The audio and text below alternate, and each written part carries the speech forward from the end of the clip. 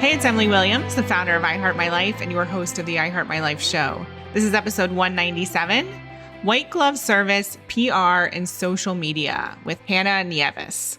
So Hannah is an incredible agency owner who started her business just a few years ago, but it has taken off very rapidly. So today I wanted to talk to her all about her secrets to success, as well as how she's implemented white glove service into everything that she does. She's also highly skilled at getting PR opportunities for her clients, so we're going to touch on that, as well as what's working in the world of social media, in particular with Instagram. So this episode is for anyone who does truly have a dream because it's also highly motivational. What Hannah has been able to create with her no-nonsense attitude, yet incredibly big heart, has been so inspiring to watch. She truly is someone who I know is going to continue to rise up and up and up very quickly. And she's going to continue to have a massive impact on every single client she works with and across the online space as a whole. So let's go ahead and dive in. This episode was sponsored by the I Heart My Life Mastermind. The I Heart My Life Mastermind is perfect for you if you already have a business and you're looking to scale. We cover tons of different topics. We cover marketing strategy, revenue planning, team, processes, everything you need in terms of mindset, high performance, really taking care of yourself as well as your business, events, publicity. We literally have 7 coaches under one umbrella to support you and give you the answers to all of your burning questions. We host regular weekly workshops where you get your personal questions answered. We have retreats. You have a private Slack channel where you get to ask questions 24/7. You have an extensive resource bank that helps you put in place our cash method in your own business, and much, much more. This is one of the most inventive programs around. I don't know anyone else offering the service that we provide. So if you are interested in growing your business and transforming your life, definitely book a call with us to learn more. Go to iheartmylifebooking.com and learn more about the I Heart My Life Mastermind. Welcome to the show, Hannah. I'm so excited to have you here today. Thank you so much for having me. Yeah. So we've worked together for a bit, but I don't know much about your complete backstory. So I'm excited to hear it alongside of our audience and listeners. So let's just dive right into all the details. I'd love to know a little bit more about your background and what you were doing that inspired the work that you now do at your agency. Such a good question. And everyone has such a unique story, right? And it's so interesting to see what's transpired in the past, few years. And so a little bit about me. Prior to this, I came from corporate America, took the traditional route out of school, worked in commercial real estate in Manhattan, which if you're familiar with the Wolf of Wall Street, it is the same exact thing. So transitioned out of that, underwriting and marketing, $500 million worth of real estate assets in the city, transitioned into director of marketing of a national home interiors brand, which was my last role in corporate America. And it was great. Did everything I loved, but always my demise was burnout, right? Like I always would go into burnout, and it happened throughout the years because again, Enneagram 1 here, type A, high achiever, I would push myself to the point where, my body was like, you have to stop. And then 2 years ago, I ended up going to the hospital for it. So at that point, my body was like, you need to stop, can't keep pushing yourself. So at that point, I always knew entrepreneurship was something that was interesting to me. I just didn't know what it was going to be. It was funny because I remember finding you at the time too, and finding your account and just inspired by everything that you've done. And you've been someone I've been, watching since the beginning too. And I started mentoring other women, and it was something that became so fulfilling. I just can't describe the feeling. And then I knew this is what I was supposed to be doing. So it started from there, and then it morphed into now full-fledged agency and consulting. And then we have our EDU platform where we work with aspiring entrepreneurs all the way up to 7 figures on my marketing trio of marketing, branding, and PR. So that's a little bit about me and my story. I love it. So obviously burnout inspired you, or maybe not inspires, maybe inspired is not the right word, but was one of the catalysts for you starting your business. Did you ever, when you were growing up, envision yourself as an entrepreneur or somebody doing this work? Absolutely. I always said I knew I was going to be an entrepreneur. I just didn't know what the vehicle looked like. I didn't know the path. I didn't know what it was going to be. But, DVF said, Diane von Furstenberg said a really great line that always stuck with me, that she didn't know the journey of where she was going. She just knew the woman that she wanted to be. And that's something that really stood out to me, that I've always taken with me everywhere I've gone, is I knew the impact I wanted to have on my audience and with my clients. And I knew the way that I wanted to show up. I just didn't know what it was, but I always let that guide me throughout the way. And so when you went into burnout, did you actually leave your job at the time, or what sort of happened during the transition of going from that big role into running your own company?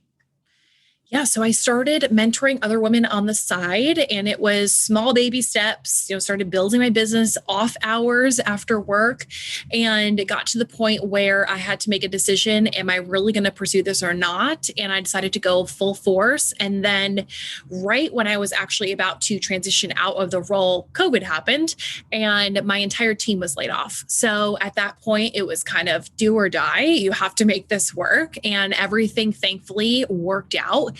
But we were building the infrastructure for a while. And I think that was what was so powerful, is that, even though, and listen, it is hard.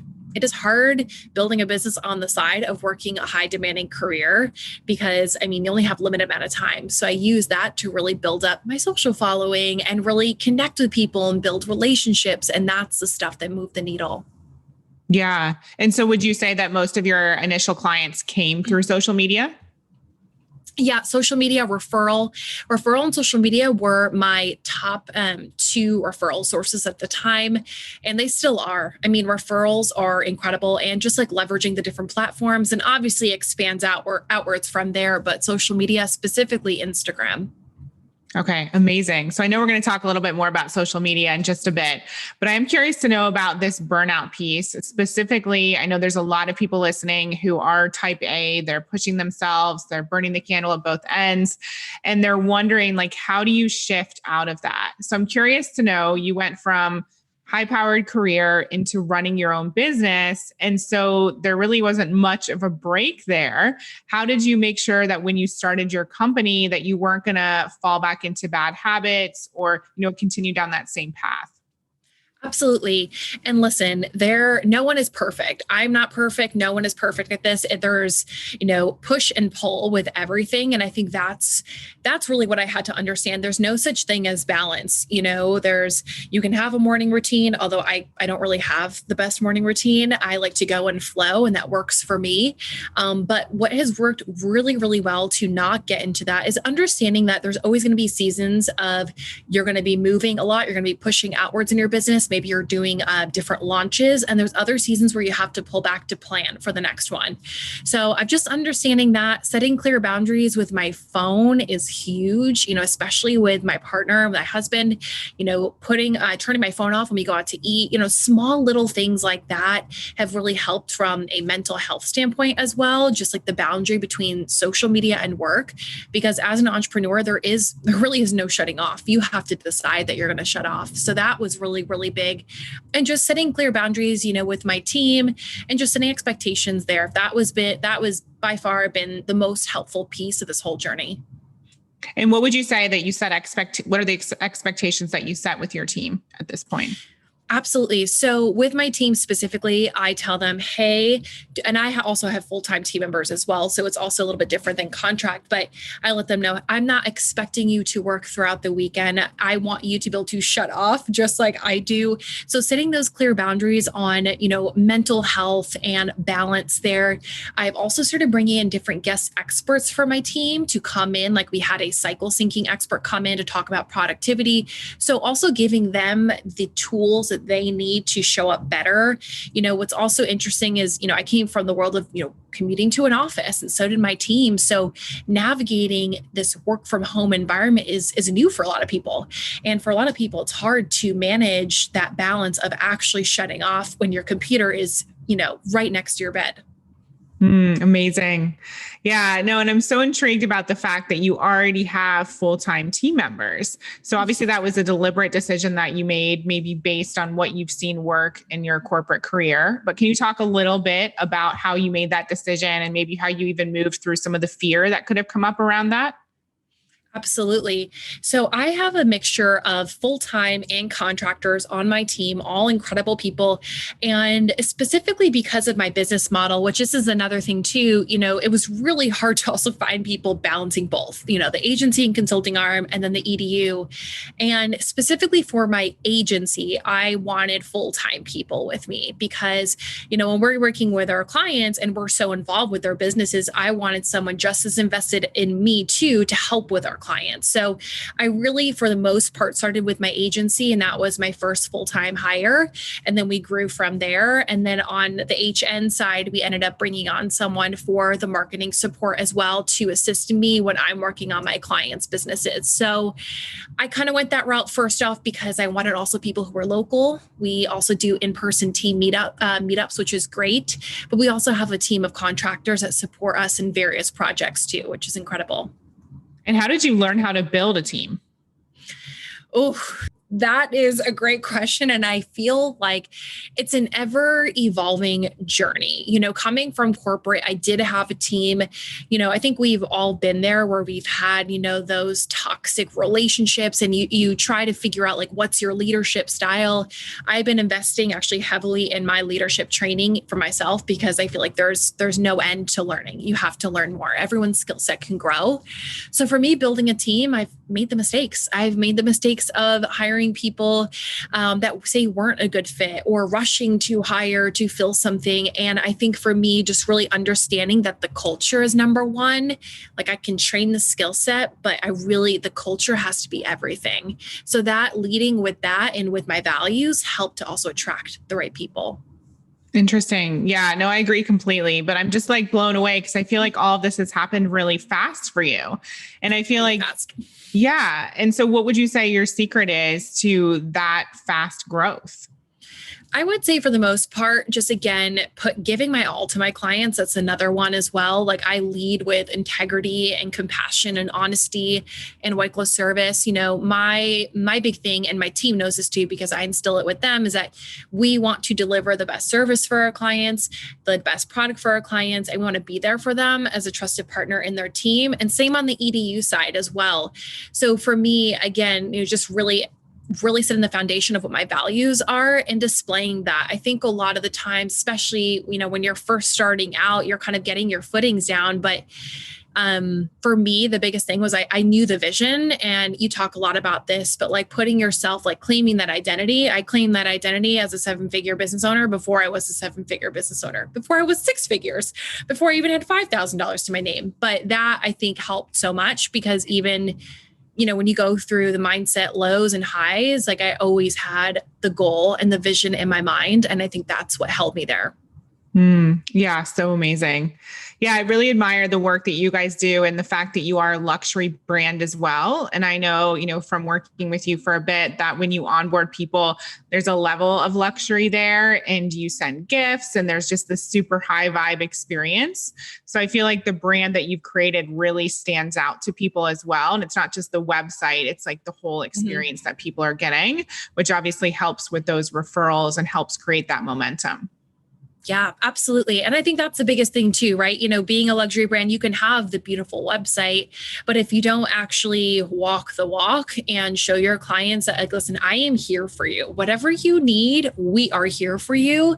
I mean, that's the biggest thing. And just showing that you care. I think when coming into this online world, it's easy to see a lot of the quote unquote bro marketing tactics of this is how you build an online business. But I kind of led with, hey, I can lead with impact and I can be profitable, but I can lead with my heart and show my clients that we are here to serve them. And it's paid off. So I agree. So let's talk a little bit about what the agency does. So I know there's a few different areas that you help your clients. So can you talk a little bit about that? Yeah, so we kind of embody the trio of marketing, branding, and PR. So we really hone in on done for you PR services, which that looks different for everyone. That could look like traditional media pitching, bespoke event planning, new product launches. We also do social media management as well.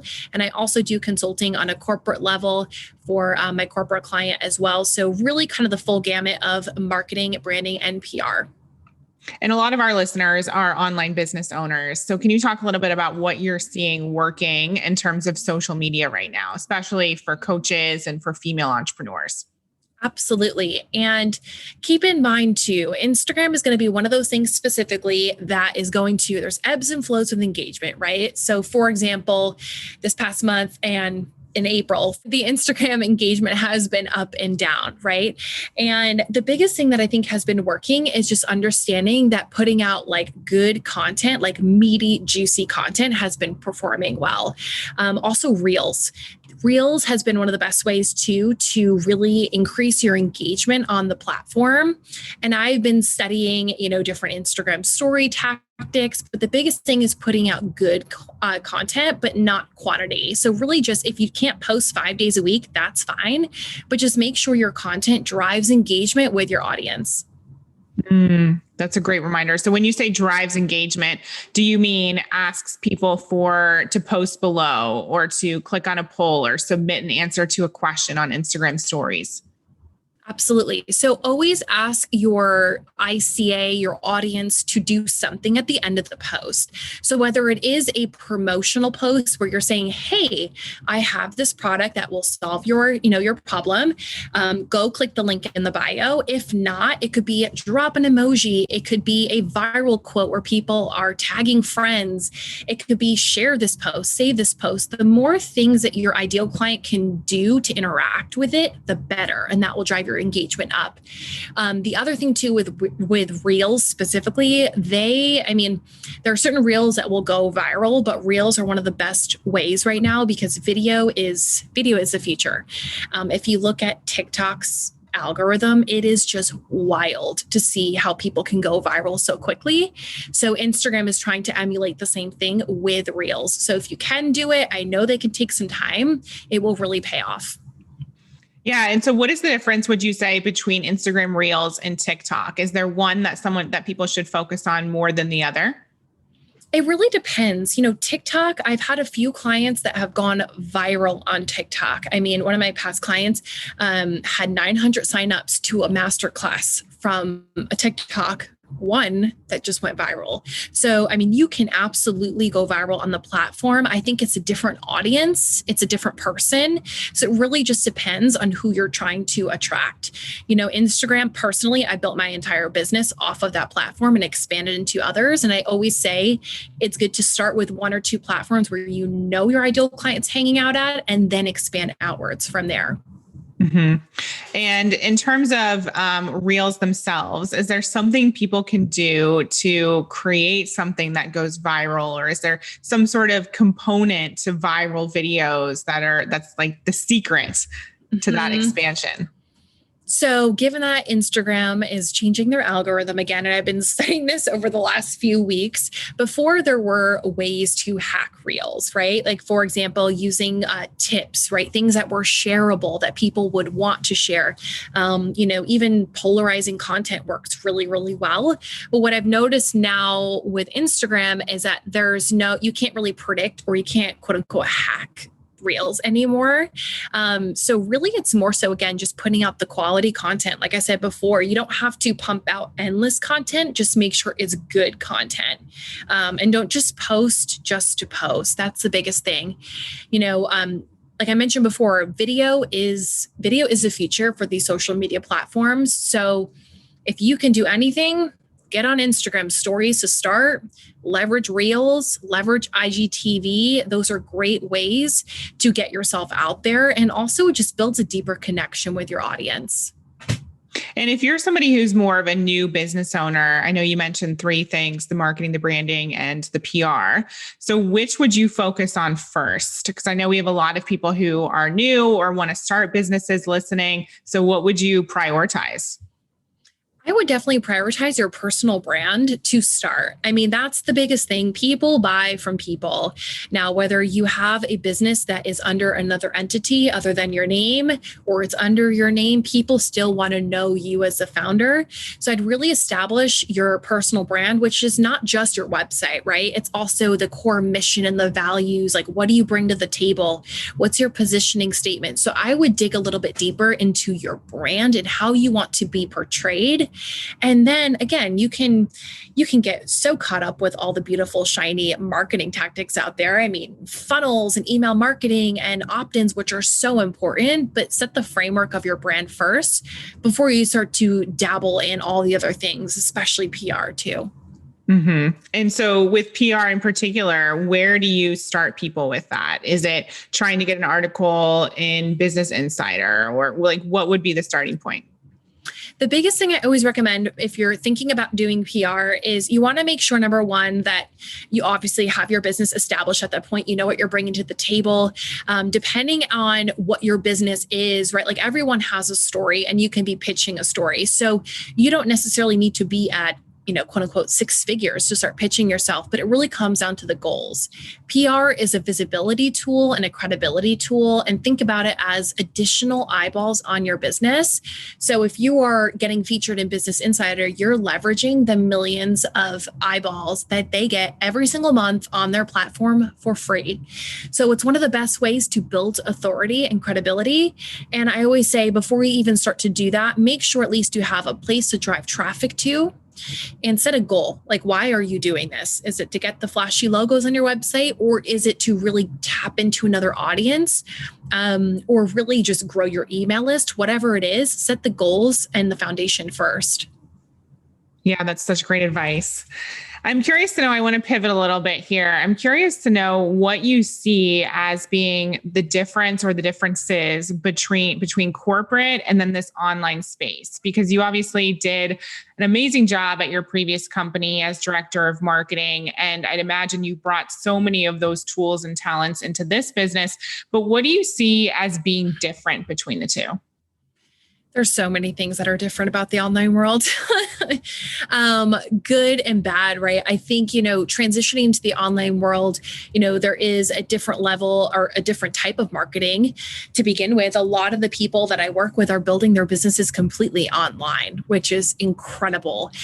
Coming from corporate, there's a lot of politics you have to get used to, and a lot of, climbing the corporate ladder that is so normal in that space. And I think what's so beautiful about the online world is that you can actually create the destiny and the dream that you want if you have the vision. And I think that's something that, especially why I also transitioned from corporate, is because I wanted to step off of the ladder and create something different and not have to go through the normal hoops of this is the next step and then this is the next step. And I think it becomes almost like the hamster wheel, right? You just can't get off of it and you're just so consumed by it. So I think some of the biggest things, being able to be in the online space is there's more room also for creativity. I mean, it is just so fascinating to see like what my clients and what people in the space are creating on a daily basis. It's incredible.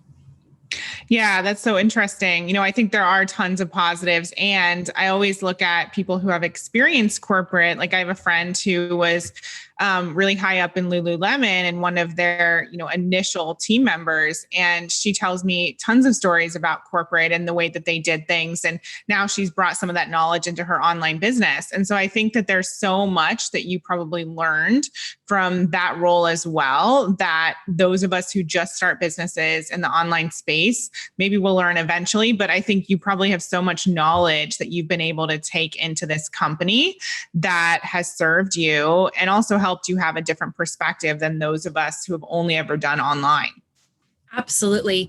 Listen, while there are negatives coming from corporate, like any corporate experience and anything for that matter, there were tons of positives, learning, like you just said, taking everything that I learned from there, bringing it here. Prior to this, I was managing millions of dollars in marketing spend and doing everything from paid search to buying print buys at New York Times and Wall Street Journal to social media events. I mean, working with the trade, we did so many things, but I think what I really took in from corporate to this world is, hey, okay, most of my clients don't have millions of dollars to spend on their marketing budget. Most don't. So how can we still get the same effect that we did and still diversify the marketing strategy for their businesses? So took that, another thing too is like the white glove service. That was something that I took from my corporate experience directly because that's how we operated. And I said, hey, I'm going to bring this into the online space because no one's talking about this. And it's really important too. Like if you really want to build a luxury brand,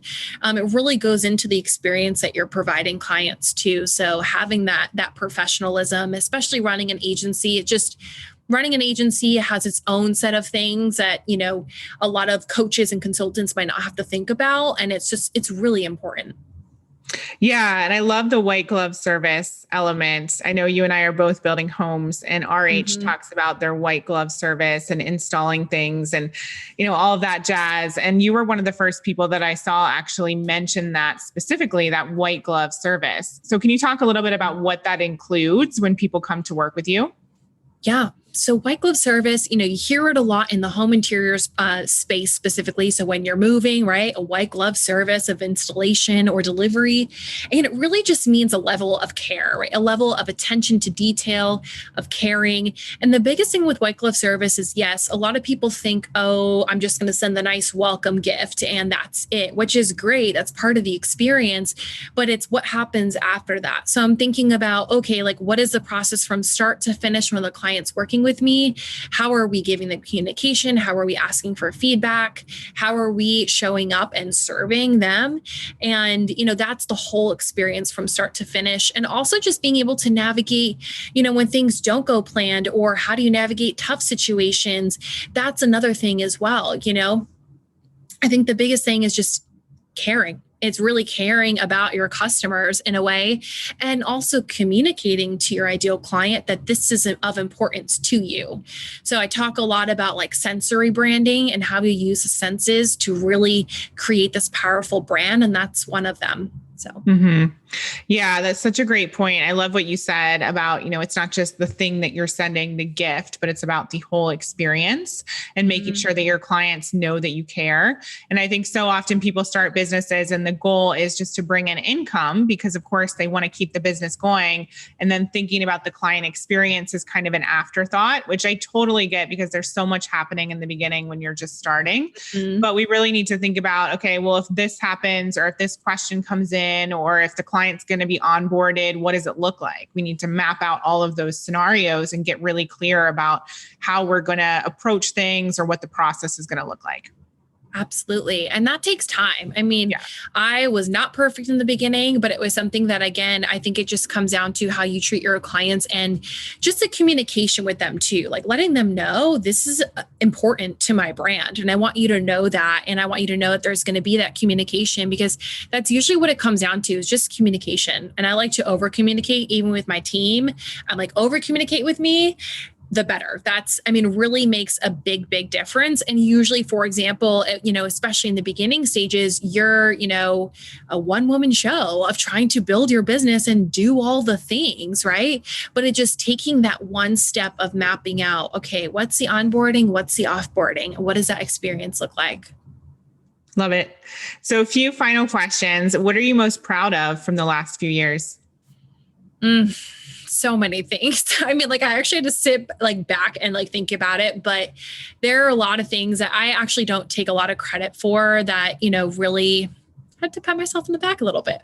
But I would say for the most part, just building a business that leads with impact over income, that was something that's so important to me. And, I don't know if you probably heard this before, but there's, for me, when I started my business, I almost had this fear of too much success, right? What does it look like? Too much success.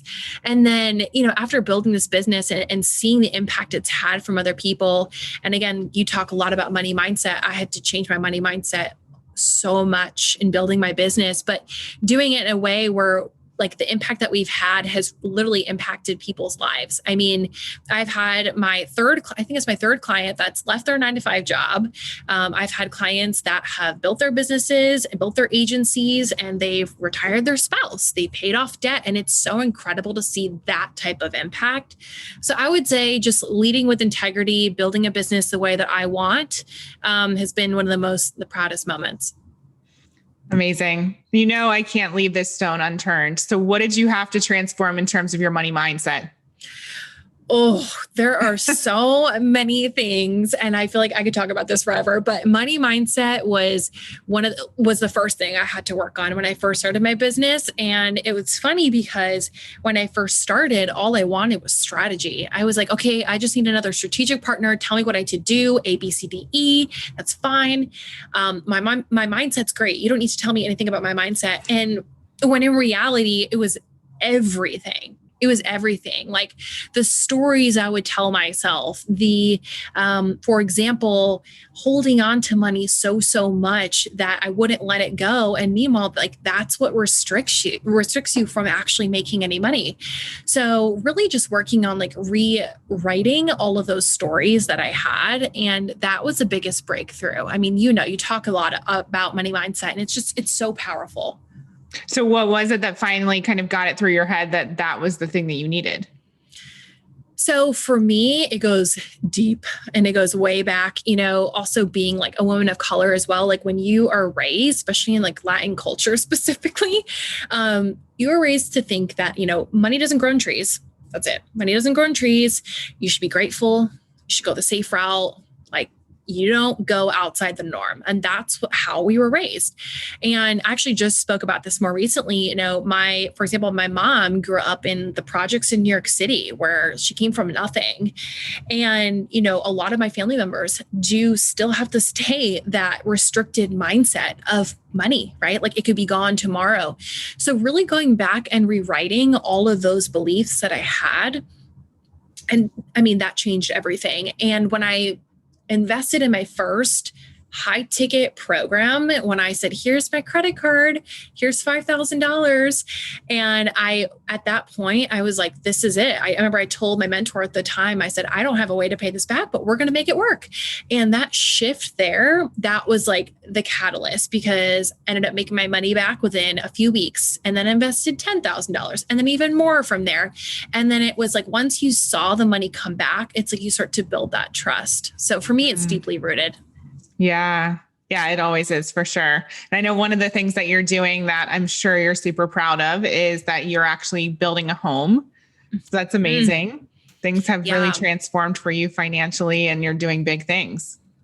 Yeah. And, for a lot of people, I always say like this home is actually, it's not just a home for me. It signifies something so much deeper for me personally. And, I was actually adopted when I was 18, which a lot of people actually don't know this. So for me, my home always meant, a place that I was grounded and rooted, and it was something that I didn't have. So to be able to do this is something, again, kind of going back to what I'm most proud of, like being able to do this for my family has been something that's just so powerful. Wow.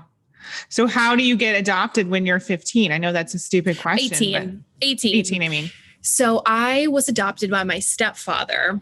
Crazy story, but my stepfather adopted me at the time, and he actually raised me since I was 5. So it was a long time coming. Wow.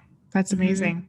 Yeah. Yeah, no, I agree completely. I mean, it's so much more than just, a house. It's, there's so much that goes into even making that happen. But like you said, feeling grounded. And I know for me, I've moved so many times. I think it's 13 times over the last 17 years that even going into 2021, one of my words was stability, like wanting to create stability in my life and in the business. And it's so powerful to have that foundation and to feel grounded because even though the word is grounded, like you have a solid platform to springboard off of to go to your next level. Like that's how I see it as well. There's like an element of stability there, but then that provides support for other things that are looking to grow.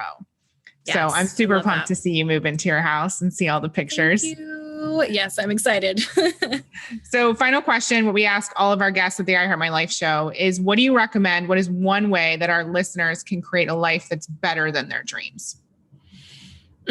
Just believe it's possible for you. That's the biggest thing. You can have the beautiful strategy and the funnels and all of the beautiful marketing strategies to get there. But like, if you don't actually believe it's true for you and you don't actually claim that identity of, hey, this is what I'm doing, I'm going to figure it out and I'm going to get resourceful.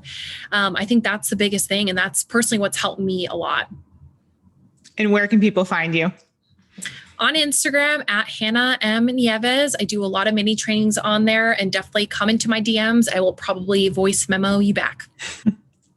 Love it. I can attest to that. I think we've had multiple voice memos on Instagram. Yeah. Love it. Well, thank you so much for your time and for sharing that. I know I share everyone's sentiment in that it's been incredible to watch your journey, and we're excited about what's to come, because if you've done all of this in just a few years, I can only imagine what's next for you.